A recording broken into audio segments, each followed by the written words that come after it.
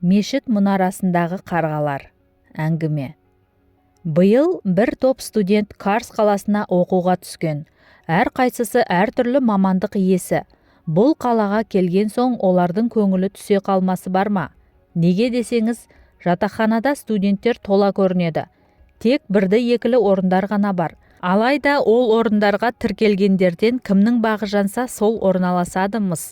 Амал жоқ. Бірілері пәтер жалдап кетсе, енді бірілері туыс-тумасының, тағы бірі сол орыннан дәмеленіп бірнеше күнге қонақ үй жалдап тұрып жатты. Солардың арасында биязы әрі ізетті Кемал да бар. Бидай өңді, сақал мұрты бет-аузын жапқаны сонша қушықтай жүзінде батпақта қалған маржандай қос көзі жылт-жылт етеді. Ұяңдығы мен әдептілігі болмысынан табыла қойған осы бір жанға әркім ішкі сырын ақтарып, пікірін білуге құмарақ. Алайда сан түрлі құбылмалы адам арасынан оны місе тұтпай, басынуға құмартып тұратындар және табылады.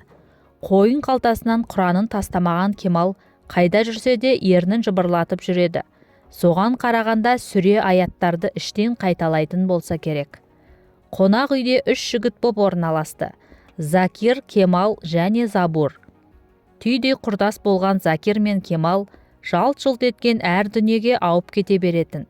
Тіпті алғаш келгендерінде де қаланың көңілсіз көрінісін көріп, бұл қалада түнгі клуб та табылмайтын шығар деп, ішкі наласын қор-қор шегіп отырып ақтарған.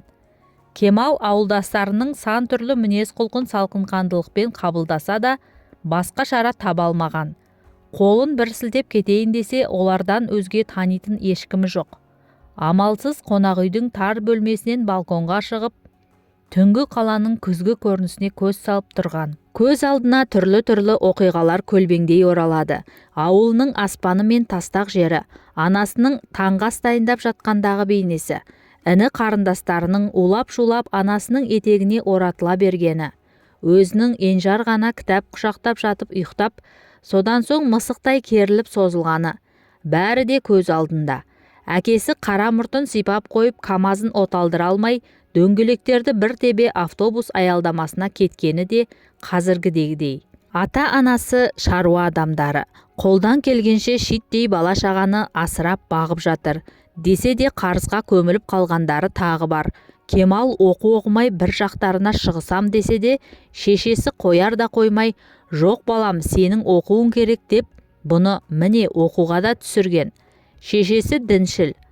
Тырс еткен әр дыбысқа кәлимасын айтып дұғасын қайырып отырады. Ал әкесі міз бақпайтын қатты, әрі салмақты жан. Сөзге сараң, балаларын сүйіп, еркелетіп иіскеген емес. Тек анда-санда ғана қыздарының басынан сипағаны ғана болмаса, оңайшылықпен жіби қоймайтын. Анасы десе жанын беруге даяр Кемал, әкесін іштей жек көретін сыңайлы. Бірақ бетіне қарсы келген емес. Себебі, анасы мен медресенің берген тәлім тәрбиесінде ата-анаға қарсы шықпау керектігін құлағына жақсылап құйған. Енді міне, түнгі күздің суығына бетін тосып отырып, әкесі туралы жағымды естеліктерді ойлайын-ақ десе де болатын емес. Қаланың қарқылдау қарғалары ағаштардың жалаңаш бұтақтары үстінде үздіксіз айналады. Сол сәтте көкке ұмтылған талдармен бірге биік мешіт мұнаралары да қаланы әуезге бөліп мешітке қарай шақыра бастады. Азан даусына қосылған қарғалар да қарқылдап, әр ғимараттың үсті-үстімен ұшып, өзді-өзінше ақиқатқа шақырып жатқандай-ақ. Забур мен Закир телефондарын шұқылаған күйі әлденеге таласып отырған. Бұған да көздері астымен қарап, келсеңші онлайн футбол ойнайық дейді. Бұл зауқым жоқ дегендей басын шайқайды. Ғимарат астында баққал дүкендерін жауып үйлеріне қайтуға асығып жатқан саудагерлерге, одан қалды баққа қарай серуенге шыққан студенттерге назар аударды. Есік алдындағы сүт ішкен мысықты әркім кеп сипап сүйіп кетеді. Осындайда мейірімді жандардың өмірде көп екеніне қуанып, құманын алып жуынатын бөлмеге енді. Арада бір күн өтпей жатып, бұлар қала орталығына 1 шақырым ұзақтықтағы жатақханаға шақырту алды. Төбелері көкке бір елі жетпей қап, алып ұшып барғаны сол екен, жататын бөлмелерін көріп қуаныштары су сепкендей басылды.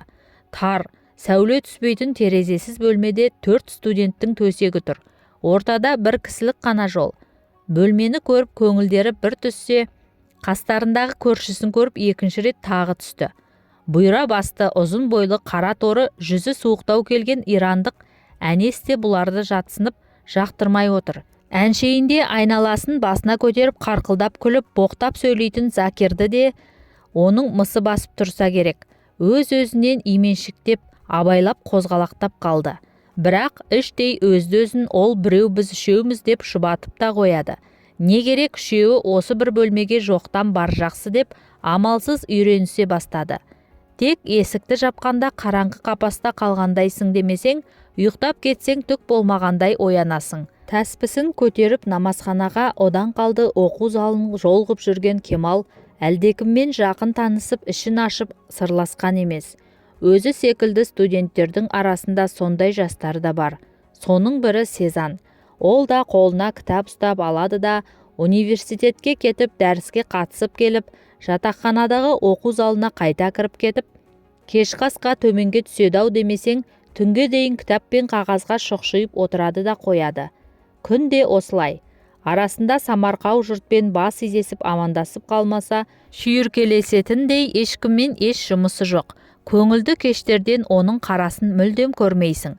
Кемал ол секілді білімге құштар емес әрине. Арасында дәрістен жалғып кетіп, теледидар көріп, бір уақ мызғып алып, құлшылығын жасап алады да сабағына қайта кіріседі. Көпшілікпен араласуға келгенде бұл да бейғам. Қарғалар қарқылдаған кештердің бірінде дәретін алып, мискісін себініп Кемал мешітке қарай аяңдады. Мешітке барар жолдағы кәуепхананың дәмді иісі мұрнын жарып, оның тәбетін ашты. Елітіп алып кететіндей ақ, мейлің еріп кетті делік. Оны сатып алатындай қалтасында жеткілікті ақшасы болса қанеки.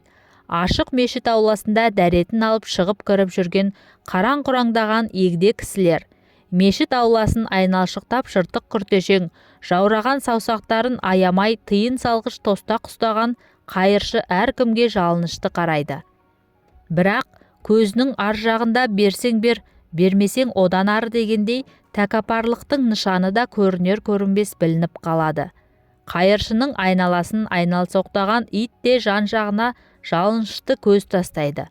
Мөлиген көзінде дүние жабырқаулы, қайғылы пішінге еніп кеткендей ақ. Мешіттің әжетханасын тазалаушы ақсаңдай басып әлдекімге қарап: «Көкетай, сіз дәретханаға кірген соң ақысын бермей кеттіңіз», деді байсалды пішінде. Әлгі орта жастағы ересек жан қалбалақтап: «Құдай-ай, ұмытып кеткем ғой, кешірім өтінемін», деп қалтасын ақтарып жатып, әйтеуір қолына әлде бір сыңғырлаған тиындар іліксе керек. Санамастан кем әлде артық әлгінің қолына төге салды. Ол қарап мынау көп қой дей бермекші еді, әлгі мырза жабылып бара жатқан есіктен кіріп, аяқ киімін шешіп те үлгерген еді. Кемал да намазға үлгерейін дегендей асығыс аяқ киімін кіреберіске шешті де мешітке кіргені сол. Қамат айтылып жатқанын ести сала соңғы қатарға тұра қалды. Намаз біткен соң айналасын анықтап бажайлап қараса, жатақханадағы намазханада бірнеше мәрте көріп жүрген студенттерді көзі шалды. Арасында мауыздай ірі денелі, қара шашты студенттің жүзі бұған қатты таныс еді. Неге десе, ол жатақхананың намазханасында құлшылық қылып отырып, бірнеше мәрте жылағанын көріп қалған. Іштей тақуа болса керек деп ойлап та үлгерген. Кейін білсе, үйі мен туған жерін сағынып жүргенін ортақ таныстардан құлағы шалып қалған еді. Тек ол ғана емес, мұндағы көптеген студенттер үйлерімен өсіп өнген жерлерін қимай-қимай келгендері сонша. Сағыныштарын немен басарын білмей, бірі осылайша құлшылыққа бой берсе, кейбірлері көше қызығын қызықтап кеткен.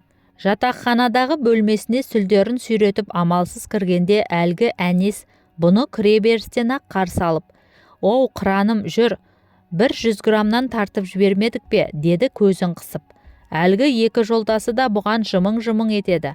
Бұл не дерін білмей қалбалақтап қалды да: «Ойбай-ау, менің ондай әдетім жоқ. Онда тұрған не бар, көңілің көтеріліп қалады». «Жоқ» деп екі қабатты төсек үстіне шығып теріс қарап жатып алды. Астыңғы қабатындағы төсекке Әнес орналасқан. «Әй, мына достарың өзі барып тұрған ақмақ екен», деді. «Не болар екен?» деп қызықтап қарап тұрған екеуіне қарап: «Адам басқа-басқа шараптан бас тарта ма екен? Хош, үшеуің де ішпейді екенсіңдер, өзім-ақ ішемін деп төсек астындағы қара целлофаннан шөлмек шығарды. Закир, күзетші кіріп қалмасын, есіктің сыртынан бақылай тұр. Бірер стақан тартып жіберейін, деді ұртындағы сілекейін тартып сөйлеп. Закир ләм деместен есік сыртынан сыртты барлап тұрды. Әнес аспай-саспай стақанына құйды да, ал жолдастар, таныстық үшін, білім үшін, деді де стақандағы сұйықтықты көмейіне төңкеріп кеп жіберді. Жақсы екен деп нанның бір тілімін тістеді. Ары қарай аузына жұқпай екі көршісіне ананы-мынаны аңыз ғып әңгіме ете бастады. Сәлден соң әңгімелесуден шаршады ма, әлде іші пысты ма, төсегіне шалқалап жатып алып, үстіңгі төсекте жатқан Кемалдың матрацын аяқпен тепкілей бастады. Бұл да бір-екі рет ескертіп төменге қарағаны сол. Ол әртістерше түк болмағандай көзін жұмып ұйықтағандай ым-шымсыз жата қалады. Кемал қайта орнына жатып еді, ол тағы да төсекті тебе жөнелді. Қайта қарасы көзін жұмып тағы жата қалыпты. Екі досы да мұнысын қызық көргендей бір-біріне қарап ыржың-ыржың етеді. Тағы бір рет төсегін теуіп қалғаны сол еді, шыдамы шегіне жеткен Кемал төсектен жерге ыршып секіріп, Әнәстің жағасына жармасты. Енді бір рет төсекті тепсең көзіңе көк шыбын үймелетем деп секіп қалды. Оның бойының ұзындығы мен білеудей бұлшық етін назарға еш алмастан. Екі жолдас енді не болар екен деп қызықтап әлі тұр. Әнәс сол бейқам қалпынан танбай: «Не дейсің? Мен ештеме істемедім ғой. Ұйқы беріңдерші, адамның мазасын алмай», деп теріс қарап жатып алды. Бұл бөлмеде ауа тарылып, бұл ойынның қазір біте қоймайтынын саралаған Кемал бөлмеден шығып кетті.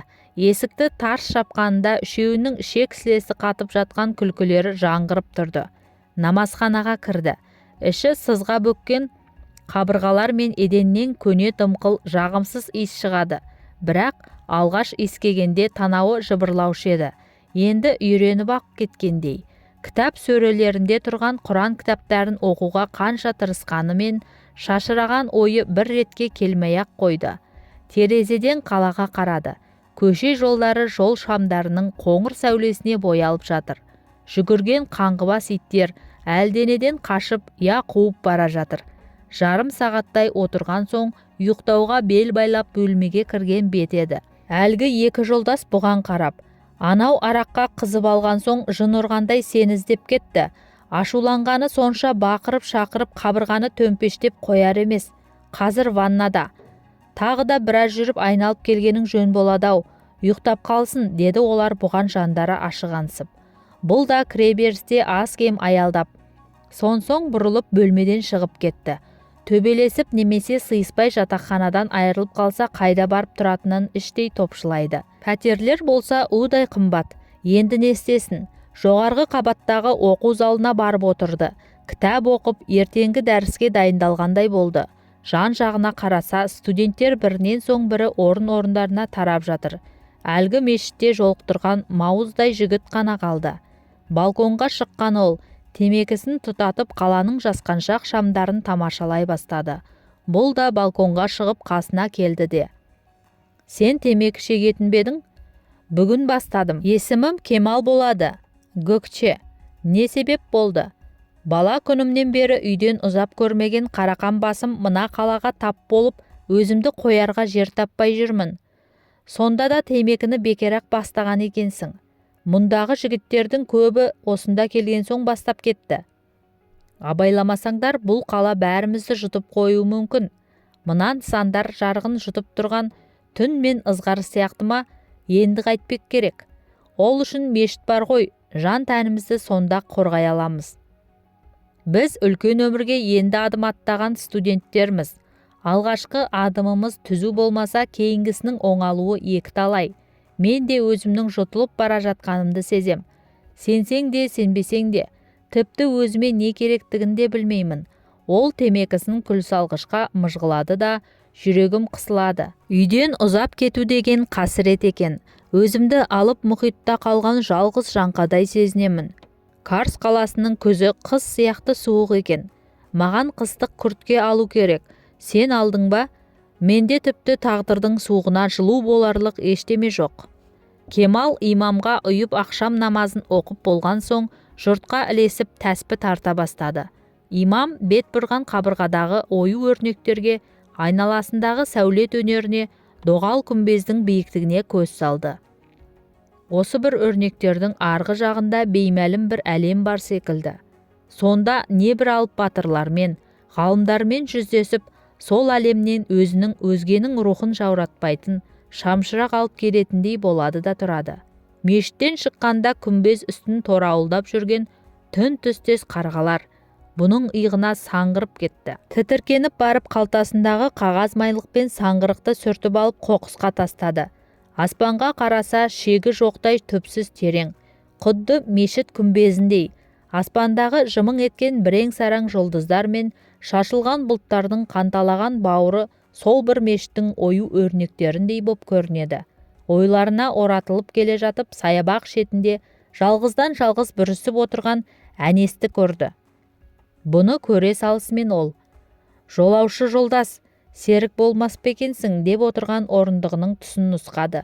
Бұл аз кем аялдап, енді тағы не деп жүйкеме тиер екен деген оймен қасына қалай жетіп барғанын өзі де аңғарған жоқ. Түнді жамылып отырғандай немесе түнге сіңіп кеткендей оның қара торы кейпі күрке ішінен анық көрінетін емес. Жанына жақындағанда ғана оның бадырақ жанарындағы көңілсіз жарықты аңғарды. Бұған қайта-қайта тесіле қараған ол: «Отырсаңшы енді, отырғанда орындық суық қой. Онда тұра бер, тек қасымда қалсаң жетер. Айта бер, алдындағы сөгеттігім үшін кешірім өтінемін». Әншейінде соны ойлаған сайын ашу алқымыма кеп, өз-өзін әзер тежейтін Кемал естір-естімес оған деген ашудан еш белгі қалмағандай күйде болды. «Сыра ішесің бе?» деп аяқ астындағы қара целлофаннан бөтелкелерді сыңғырлата бастады. «Жоқ, әуре болма, суық күнде жұқа киініп, әрі мұздай сыраны сықпыртып отырғаныңа жол болсын. Қайғырып отырған жайым бар». Мұңайып көзін қоярға жер таппай жан-жағына жалтақ-жалтақ қарайды. Сонда да көзінен бір жасандылықтың нышаны білініп тұр. «Сүйген қызым өмірден өтіп кетіпті. Соны естіп жүрегім ауырып отыр. Мені күтем деп сөз беріп еді. Құдды бір кинодағыдай. Енді міне көріп отырсың, сөзінде тұрмады. Барып тұрған суайт болып шықты», деді тісін шықырлатып. «Иманды болсын, қайырлысы», деді Кемал оны жұбатарлық бірде-бір сөз аузына түспей.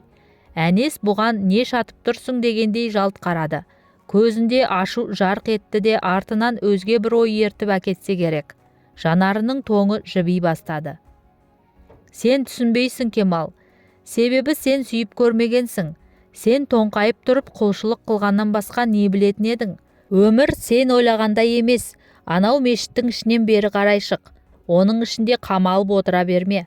Сонда ғана мына дүниенің шын келбетін көресің», деді де сәл үнсіз ойланып тұрып: «Ал сонда мешіттің сыртында не бар екен?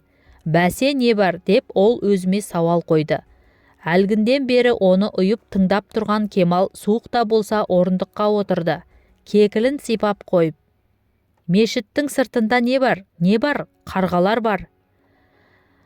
Әнес қарқылдап шілік-сілесі қатып күлді. Күліп жатып аяғын жан-жағына лақтыра берсе керек. Жердегі бөтелкелердің бір теуіп, олар бір-біріне соғылып, күркенің бір бұрышына дөңгелей жөнелді. Ол күлкісін сап тыя салып, әлдекімнің шешесінен боқтап жүріп, бөтелкелерді жинап алды. Қайта отырып тамағын сәл қырнады да тембірлі нанымсыз даусымен: «Міне, сен өзіңнің нағыз ақмақ екеніңді тағы бір мәрте дәлелдедің». Шамданып қалған Кемал жай ғана орнымнан тұрып кетсем қалай болады деп ойласа да еш тапжылмады.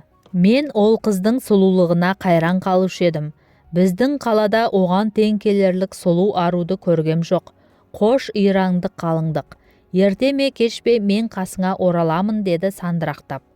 Қыс тақап күн түнді, түн күнді күйініп, уақыт жасанып, зырғып бара жатса да Кемал мешіт ауласына келген сайын күмбез үстінде айналып қонып ұшып жүрген қарғалар тобына көз тастап, олардың уақытты айналсоқтап ешқайда жібермей, сонда әр сәтті қармауына алып тұрғандай боп көрінеді.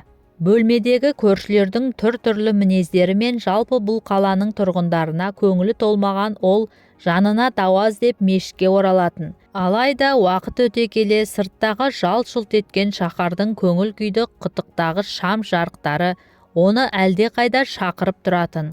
Оның үстіне жалғыздан жалғыз жүріп те шаршағандай, жан дүниесіндегі тепе теңдігін де жоғалтып алғандай. Сырт көзге салмақты да байсалды боп көрінетін оның жан әлемінде әр түрлі соғыс жүріп жатқан еді. Жігіттік шақтың сан қырлы жұмбағы оның алдын кес-кестеп шыға келгенде басын қалай, қайда алып қашарын білмей дел сал күй кешетін де қоятын. Осылай жүрген күндердің бір күнінде көңілінің түкпіріндегі қайраң босап, шөлейт пайда бола қалғандай қалмасы бар ма? Қайда барса да, қай жаққа қараса да іші қуыс, дәмсіз хал күйін кешті.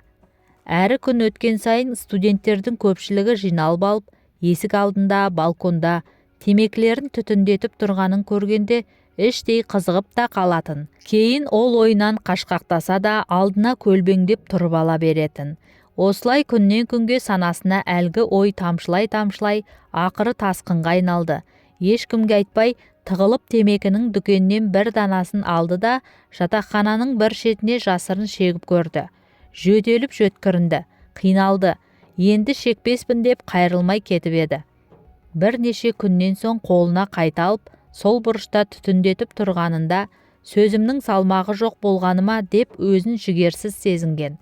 Кейіннен осы ойы әдеті де мінез құлқына айнала бастады. Тасқын астында қалып кеткендей үрейлі күйде болды. Өзінің бұл қалаға, одан қалды жасанды неон шамдарына жұтылып бара жатқанын байқады. Талай мәрте шығуға, құтылуға ұмтылып көріп еді. Еш қарсыласуға дәрмені жететін емес. Мешітке де баруы жиілей бастады. Тек ары-бері жолдастарымен бильярд ойнауға бара жатқанда мешіт үстіндегі қарғалардың қарқылдағанына ғана қарап сәл аялдап қалады. Көзі небір сұлу қыздарға қараудан ләззат алып, қараған сайын қарай бергісі келетін болды. Көзінен көңіліне кірген сұлулық оны түн баласы әуреге салатын. Төсегінде аунақшып жатып, жанын қоярға жер таппайтын. Бірде Гөкшемен бірге оқу залының балконында кешкі ыңырды тамашалап, темекі шегіп тұрған. Өзінің дәл осында басқаша ойлап, басқаша сөйлейтін кезін есіне амалсыз түсірді. Дәрістер барған сайын қиындап барады. Айтқандай сен темекі шекпеуші едің ғой, деді Гөкше бағанадан бері бұның темекі шегіп тұрғанын аңғармағанын жасырмастан. Ортаң қандай болса, сен де сондай болады екенсің. Сен қандай болсаң, ортаң да сондай болады деген дұрыс шығар. Солай, маған студенттік өмір ұнап жатқан жоқ. Расымен де үйімді сағындым. Күл салғышты бері әперіп жіберші. Мінеки. Темекіні күл салғышқа сарғая бастаған саусағымен мыжғылап шоғын өшірді. Сонымен қатар бұлардың тағы бір күні күнбатыста сөніп бара жатты. Кемал уақытын басқаруды да қойды. Ит құйрығын бұлғаса еріп кете беретін болды. Достары жүр деген жерден қалмайтын болды. Түс әлетінде ұйқыдан керіле созыла оянады да, қаза болған таң намазын ойламау үшін, мазалап жатқан ар дауысын естімеу үшін, түнде көрген шытырман оқиғалы киноны есіне қинап түсіреді. Адам басқа әдеттен айығуы қиын екен. Темекіні қызығып бастап еді, енді тастай алмас ауруына айналып та үлгерді. Тағы бір әдеті, ол құлшылық. Қаншама жыл анасының өсиеті мекен. Құлшылығын қалдырмай жүрген ол енді намазын қаза қылып, бірде оқып, бірде оқымауды шығарса да, әйтеуір қолынан келгенше намазға жығылып тұратын. Әсіресе басына бір жай түсіп, сабағы қиындап, я болмаса пендешілікпен күнә жасап қойған жағдайда көптен көп дұға тілеп отыратын. Сондай күндердің бірінде жаңа ғана жасаған бір күнәсін өзі кешіре алмай, алайда Құдай кешірсе екен деген ниетпен мешітке қарай аяңдап басып бара жатқан. Қарғалар мұны мешіт ауласына кірмей жатып, алақанын жайған сығандардай жан-жақтан торуылдап қарсы алды. Төбесіне көз тастағаны сол, олар хормен Бетховеннің бір реквиемін орындап жатқандай үрейлі күй қалдырды. Қарғадай қарашығы аспанда айналып самғап қайтты. Мешіт табалдырығын оң аяғымен аттап ішке енді. Табалдырық пен аяқ киім сөрелерінде ретпен тұрған аяқ киімдерге қарап, өз аяқ киімін қай бағытқа қоярын сараптады. Әдетті түрде есік алдына шешіп кірмекші болды. Сонда аяқ киімдердің бейнесі оны қайбір ойларға жетектеп әкетті. Бұл жерде неше түрлі санаттағы адамдардың аяқ киімдерін табасың. Бірі шаруа адамы, енді бірі зейнеткер, бастық, тағы бірі қылмыскер, директор, қайыршы, мүгедек, тағы басқа. Топтасқан аяқ киімдердің қатарына студент етігі және қосылды. Бәрімен бірге құптан намазын қылып, жұрт тараған соң тағы да жалғыз қалып Тәңіріне жан мұңын ақтарғысы келді мекен. Орнынан тапжылған жоқ. Мешіт ішінде жалғыз қара боп отыр. Қолын жайып әлдене тілеген оның ерні күзгі сарғыш суыққа дірдек қаққан жапырақтай дір-дір етеді. Төбедегі сығырайған аспашам астында көптен ашпай кеткен Құран кәрімді оқи бастады. Жүрегі жұмсарып, жаны беймәлім бір күйге бөлене бастады. Тек әлден уақытта мешіт ішінде ұйып тұрған үнсіздікке әлде бір дауыс қатқан әлдекімнің шаршаған есікті сықырлата ашқан баяу адымы кілем үстінде бері қарай келе жатты. Ол бұған таяу келе бергенін байқап, бұрылып қарағаны сол орта жастағы, жинақы киімді, сымбатты, келбетті, байсалды бейнелі бір ер адамның бұған ойлы жанарын қадап тұрғанын көрді. Бір қарағанда құдды бір компанияның директоры не болмаса әкімшілікте белді қызметкер деп ойлап қалғандайсың. Бұл оның төбесінен төніп тұрғанына қарап, қазір мешіт жабылады, шығуыңызды сұраймын деп айтқанын күтіп тұрды. Бірақ олай айтпады. Басын изеп ерінін әнтек жыбырлатып амандасты. Ол да басын изеп қоңыр дауыспен «Студентсің бе?» деді. Бұл ойланып үлгерместен күнделікті сөйлеу дағдысымен солай деп жауап қатты. Айнала алакөлеңке, екі қара аспашам астында әлде бір ойынан ойнабақ тұрғандай. Ол басқа еш ләм-мим деместен, еңкейіп төс қалтасынан бір дана кілтті алып, Кемалға ұсынды. Бұл түсінбестен кілтті алғаны мұң екен. Әлгі бейтаныс бұрылып, есіктен шығып бара жатты. Артынан жүгіріп барып, мұның мән жайын білгісі келді. Бірақ ерінді ме, әлде қайтып келер деді ме, орнында тапжылмастан отыра берді. Осылай 5-10 минут отырса керек. Әлгі кісінің болмысы ауаға сіңіп қалғандай, әсері кетпей, дәл қасында тұрғандай болды. Сәлден соң Құран оқуын қайта жалғастырды. Оқып біткен соң михрабтың ою тастарына көз салды. Сол баяғы күй, ар жағында бір әлем бардай, құдды жұлдыздар шашырынғандай, ғайып перделері тұмшаланғандай еді. Телефонының жарығын қосып сағатқа қарап еді, қайтатын уақыт таяпты. Орнынан тұра бергені сол, әлгі кілт есіне түсіп, қалтасынан шығарып тағы бір мәрте көз салды. О тоба, өз көзіне өзі сенер емес. Кілт самаладай, сығырайған шамдай әзер жанып тұр. Қызықтап ары-бері аударып көрді де, есікке қарай аяңдай бастап, тағы бір қараса кілттің жарығы өшкелі жатқан білте іспетті мардымсыз ғана нұрланып тұр. Бұл тағы не жұмбақ болды екен деп, ол таңырқай ойланып тұрды да, жаңағы тұрған орнына қарай жақындай беріп еді. Кілттің жарығы қоса күшейді. Тағы алға адым басқан сайын нұры да күшейіп келеді. Осылай алға михрабқа қарай 10 шақты қадам аттап еді. Кілт кәдімгі аспашамнан, қол фонарінен артық болмаса кем жанған жоқ. Қолындағы самалар шуаққа қайран қалған Кемал қолын жоғары көтеріп, айналасына көз салып еді. Мешіттің әр бұрышы қолмен ұстағандай анық көрініп тұр. Қабырғадағы сағаттың қысқа тілі 10-ды, ұзын тілі 4-ті көрсетіп тұр. Жан жағын барлап келді де, михрабтың безендірілген өрнектеріне көз тастап еді. Жалт-жұлт еткен шығыс тастарындағы оюлар қозғала бастады. Жылжыған өрнектердің арасынан бармақтай ғана құлып тесігі көрінді. Кемал әлгі бейтаныспен мына кілт сырын енді түсінді. Мешіт ішіндегі мешіт, я болмаса әлем ішіндегі бір әлем тақылеттес. Бұл ойланбастан жарық тұнған кілтті әлгі тесікке сұқты. Айнала баяғы алабөгдеге қайта оранды. Кілтті солға бұрады, болмады. Ал оңға бұраса, михраб қабырғаларынан кірпіштің қозғалған дыбысы естілді. Әлгі тастар мен ою өрнектер бір жерге ұйысып қақпа ашыла бастады. Алдында ұзын сонар қараңғы дәліз. Кемал қорқса да қызығушылығы бойын дендеп кілтті қолына қайта алып, қалтасына салды. Қақпадан ішке енді. Сол екен, қақпа кері жабылды. Ал кілттің жарығы жоқ. Айнала көз байланған тас қараңғы. Баяу, ақырын алға жүре берді. Бір жағынан ауа қармап келеді. Кенет қолы әлденеге тиді. Аңдаса есік сияқты. Итеріп қалды. Ашылған есіктен шақырайған күн жарқ ете түсті. Аптап ыстықтың жері бетіне соғып тұр. Айнала толған құм мен шөл. Жерді шұлығымен басса, ыстық құм аяғын күйдіріп барады. Амал жоқ, секіріп жүріп әйтеу алдыға адымдай берді. Ыстықтан Карс қаласының суығында киген жемпірі мен күрткесін шешіп, құм үстіне тастай салды.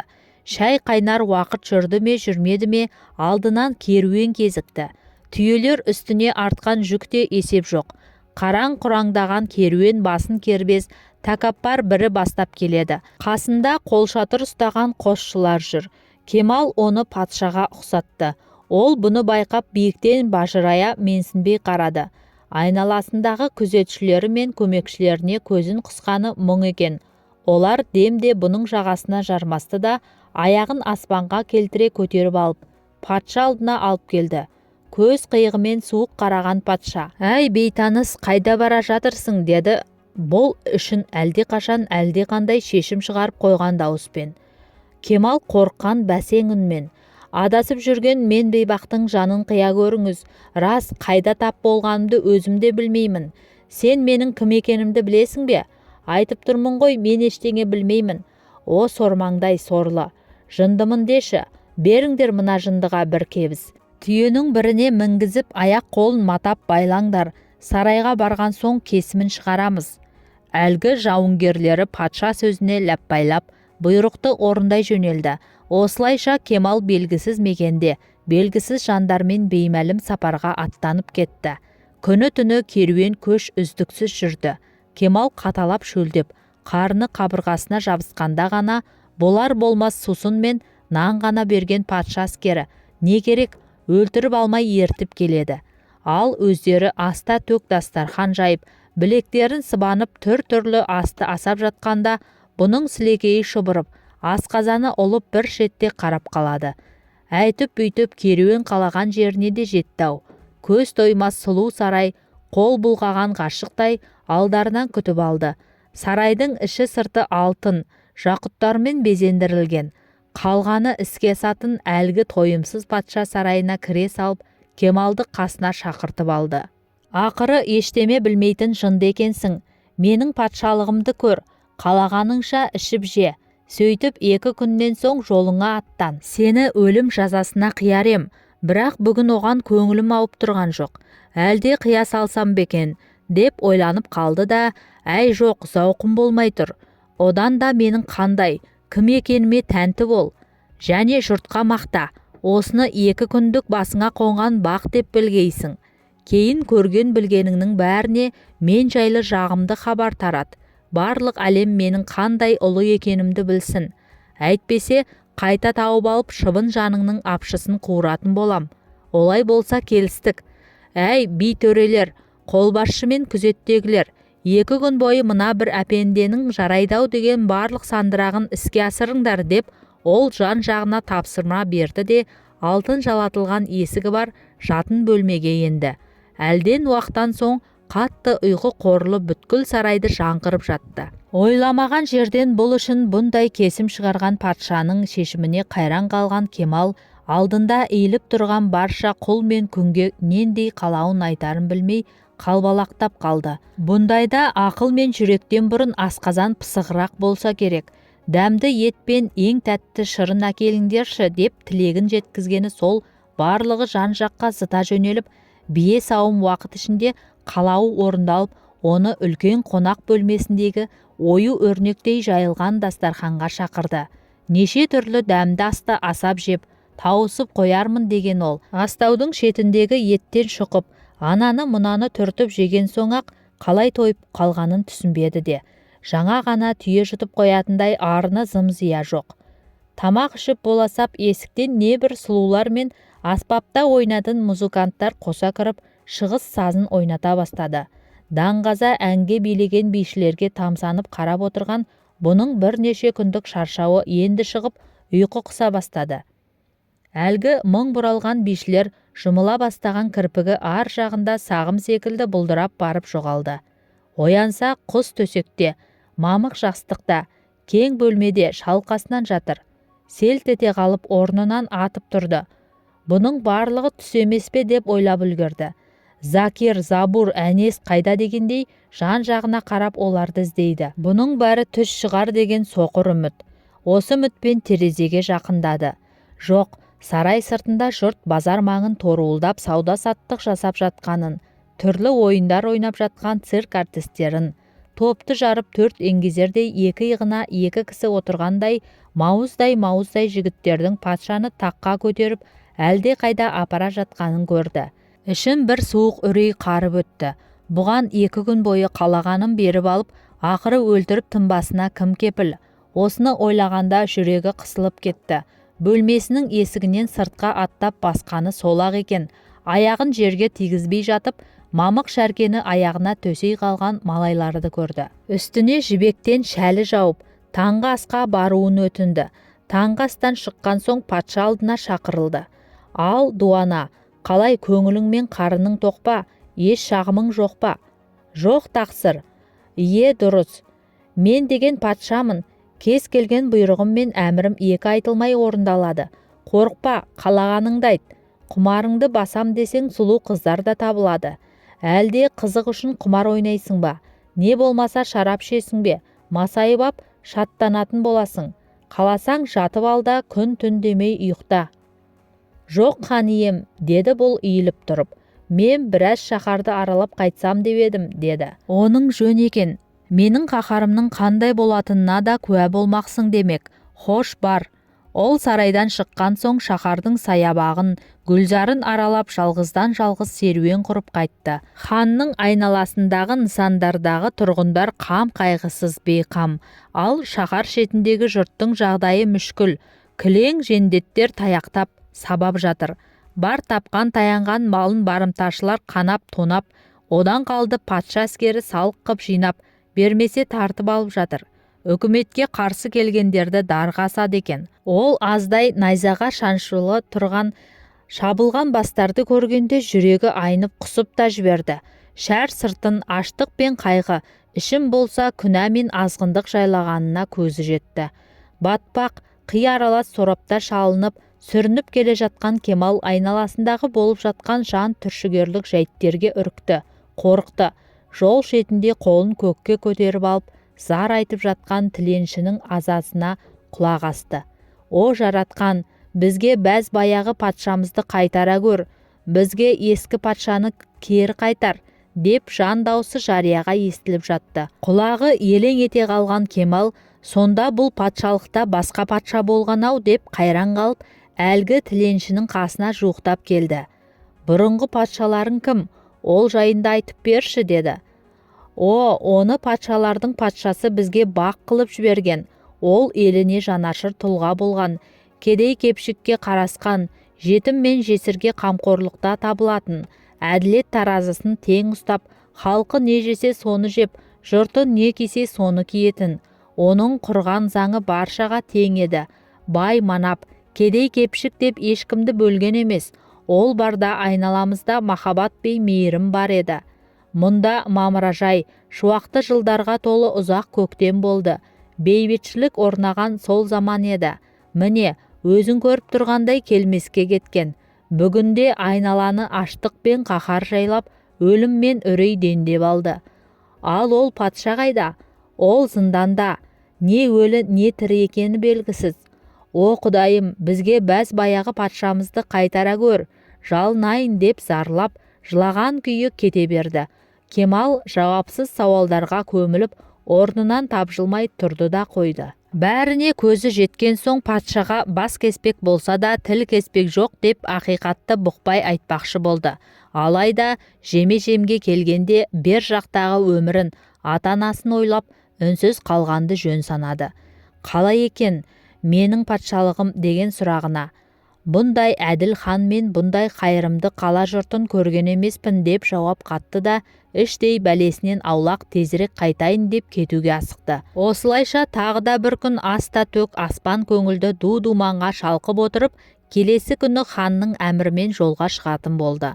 Ал жынды, көрдің, мен жайлы білдің, енді сәт сапар, аңыз қып айтып жүрерсің, пәленше деген хан бар екен, оның патшалығы жер бетіндегі ең әділ, ең мейірімді патшалық дерсің. Оларды алдап сулап, ақыры күң мен құл қып жіберетінімді айтар боларсың. Айтпады деме, иықтағы басың қала сыртындағы найзаға ілініп тұрған бастардың қатарынан табылуы бек мүмкін. Бекер дуана болып жүрген жоқсың.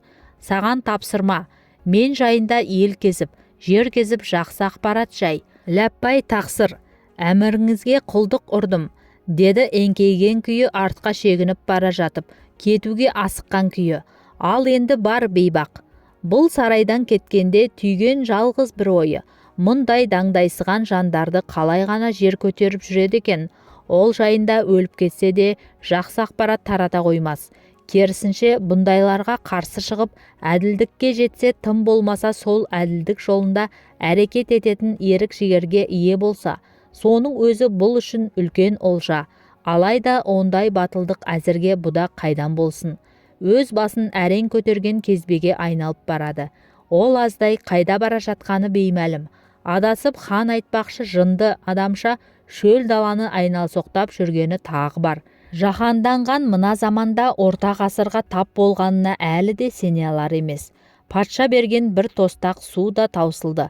Енді өлместің амалын табу керек деп келе жатқан беті. Осының барлығы түсім болса екен деп үміттеніп келеді. Осылай шөлде бірнеше сағат жүрді де қойды. Алдында көлдей сағым мен мұндалайды демесең, ешбір қара көрінетін емес.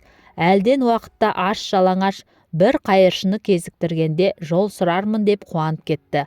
Үстіне жыртық лыпа іле салған. Ол асасына сүйеніп алып, әзер қозғалып барады.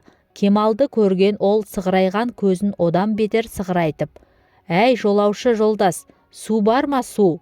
Өзімде сусап келем, ол аздай адасқаным тағы бар. Мен саған қуана көмектесерем, бірақ анау зұлым патша бәрін менен тартып алғалы қашан? Қалай сонда? Мен кезінде осынау патшалықтың патшасы болғам». Осы сөзді естір-естімес Кемал мырс етіп күліп жіберді. Сонда да әлгі қайыршы мұнысына мән бермей сөзін жалғастыра түсті. «Бүгінгі патша менің уәзірім боп қызмет етіп жүрді. Ақыры бір күні алдап сулап, мың түрлі қайлысымен менің орныма отырып алғанын да байқамай қалдым. Сөйтті де зынданға тастады. Патшалықтың әр тесігін жетік білетін мен амалын тауып зынданнан қашып шыққалы, мінекей тау кезіп, шөл кезіп, аш жалаңаш, бас сауғалайтын жер іздеп жүрген жайым бар. Осылай жүре-жүре өліп қаламын ба деп те үрейленем. Ал ол болса айналасының бәрін жайпап, күннен күнге күшейіп келеді. Ал бұнысы жақсылыққа апармасы кәміл. Солай болса солай шығар, деді Кемал оның бұл айтқандарын сандырақ деп ойлап. Патшаның зұлым екені рас, бірақ бұл кезінде сенің патша болғаныңа дәйек емес. Мені патша жынды дейді, нағыз жындымен шатастырып алғанын көрсеші, деп ойлады Кемал. Енді қазір үйің күйің жоқ па? Аспанды шатыр, даланы төсек қып жүргеніме бірнеше айдың жүзі болды. Өзімді қайтейін, ием үшін қорқамын, уайым шегем. Сонда патша болғаныңа қарамастан иең де бар ма? Патша құлмын дейсің ғой. Иең де зынданда ма? Деді Кемал оны әжуалай түсіп. Я, нағыз қапаста қалған мен емес, ол қапаста, сен мұнда. Жағдайларың қиын екен, көп сөзді қояйық. Менің адасып кеткенімді көріп тұрсың. Айтсам есі ауысқан деп ойларсың, бірақ шындық, деді бағанадан бері осы мысқылдаған үшін өкінгендей. Менің сенен басқа үмітім жоқ. Патша сарайындағыларға айтарым, айналада болып жатқан әділетсіздіктерге куә болған соң, тілімді тістеп сол жерден кетуге асықтым. Қолымнан келгенше көмектесейін қарғам. Асылы барға бір әлемде мешітте отырғам. Кейін михрапта ашылған қақпадан ішке еніп, осында тап болдым. Енді қайта сол қақпаға кіріп өз әлеміме кетуім керек. Бірақ қақпа қайда, мен қайда, еш түсініп болмадым, деді Кемал қарт жауабын білуге асыққан соң, өрекпей тез-тез сөйлеп. Рас па? Деді ол жылтыраған жанары жәудіреп. Сонсоң, ем-ау деп Кемалдың құшағына кіріп кетті де өксіп-өксіп жылай бастады. Сосын көз жасын тыйып ықылығын әзер басқан соң бұған жабырқай қарады. Ақиқатында мынау шөл дала, анау сарай, әлгі патша мен мына мен, сенің жан әлеміңбіз. Бұның барлығы сенің жан дүниеңде болып жатқан уақиға дегенде Кемалдың қос қабағы түксиіп, мең-зең күйге түсіп, шынымен де жындана бастаған шығармын деп ойлады. Айналасына өтірік пе, бәлкім елес шығар дегендей тағы бір мәрте қарады. Бәрі де анық шын. Білем, таң қалып тұрсың, бірақ ақиқаты осы. Өз хал қадеріңді анау өміріңде де сезіп те жүрсің, бірақ көзбен көріп, қолмен ұстап кеткенің қандай жақсы болды. Ақиқатқа көз жеткізгенің үшін хайырлы.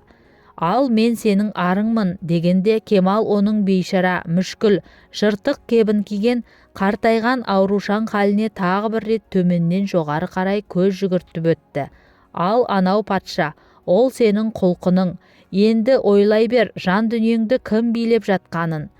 Бұл шөл далада ғана емес, пәни дүниеде де адасып жүргенің қасірет. Әсілі, сен өз ішіңде өзің адасып жүрсің, деді ол бұның көзіне тік, әрі шынайы үмітпен қарап тұрып.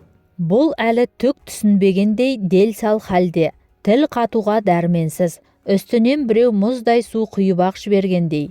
Сенің жан дүниеңді құлқын билеуде, егер бұған ерте ме кеш пе тоқтау салмасаң, бәрі де кеш болмақ, деді ол әр сөзін шегелеп. Жүр, енді мен саған мешіт қақпасына қайта кірер жолды көрсетейін. Сені көргенім сондай тамаша болды. Міне, жетіп те қалдық. Айтқандарым жөнінде жақсылап ойланғын, деді ол жердегі әлгі бұл шешіп кеткен қалың күрте жемпірін құм үстінен көтеріп алып. Кемал жерден басын көтеріп қараса, көз алдында іргетасы құмға бөккен мешіт қақпасы тұр. Күрткенің жан қалтасындағы кілтті алып қақпа құлыбына сұққалы сол. Есік айқара ашылып, бұрынғы қараңғы дәліз көрінді. Ол әлгі өз арына қарап тұрып, одан кешірім сұрағысы, алдына жығылып, жас баладай еңіреп жылағысы келді. Бұлардың ешбірін орындай алмай, тіпті бетіне қарауға дәті шыдамай есіктен еніп ішке кірді.